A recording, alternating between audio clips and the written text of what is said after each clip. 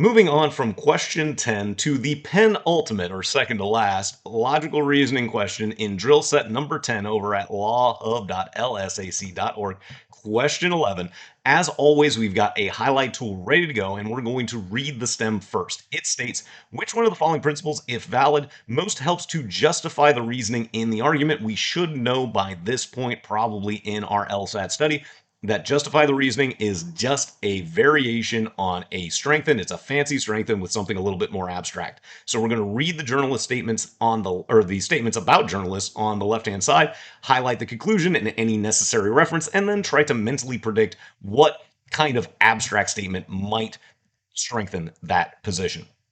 Journalists are criticized for so often emphasizing the sensational aspects of stories over more important aspects, but doing so enables a journalist to reach a large audience and thereby communicate the important aspects of a story to many more people than would otherwise be possible. Thus, the criticism is misguided. Well, the criticism is misguided is the conclusion, but I need to know what that criticism was, and that comes from the first sentence. So we know that journalisms are criticized for that sensationalizing, but the criticism is misguided because it allows them to reach more people than they would otherwise. So our mental prediction is that sensationalization is okay because you get to reach more of an audience. So now we're going to choice A with our highlight tool still ready to mark reasons to select or eliminate in the individual statements. A reads, one should not criticize a person for doing what most people want to do. What the heck would most people want to do? I have no idea. So we didn't quantify anything with most. We had many more, a large audience, but that quantifier of most, get rid of A immediately. We might be able to go quickly on this question if we just find reasons to eliminate in the most efficient form possible.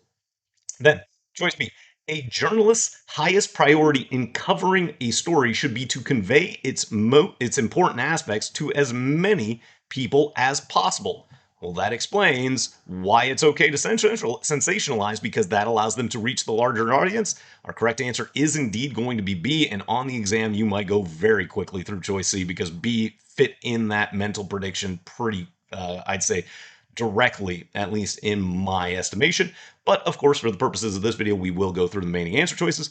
Choice C. Thank you for watching this LSAT explanation video of an official practice problem over at lawhub.lsac.org. If you're enjoying the explanation, please consider becoming a MyGuru member to get early and exclusive access to additional explanation problems to help you on your LSAT journey. You can also like the video and subscribe to become notified when additional practice explanation videos are produced by MyGuru. But for now, let's get back to this explanation. Journalists should learn how to convey the most important aspects of a story to as many people as possible without overemphasizing the sensational aspects. Well, no, it says that it's not a problem with the sensationalizing. So C is really a task reversal. It's something that would make the argument seem less valid, thereby weakening it in some degree. Then choice D, if a journalist must resort to sensationalism in order to convey the most important aspects of a story to a large audience, then the journalist should not cover that story. Again, that's kind of a reversal. That principle would make the criticism seem less misguided, that, the sensationalism was not a good idea.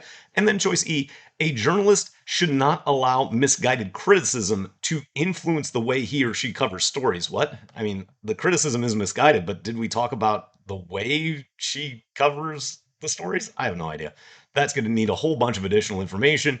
And the only way that you might check E is if you didn't have that mental prediction, you weren't so proactively selecting B. You do have to be an active participant when you're trying to improve your score very often with the more predictable argument, task, question types. You want to be a more proactive participant in thinking through the logic as opposed to just cross-checking the answer choices, because otherwise you might talk yourself into E if you didn't like anything else.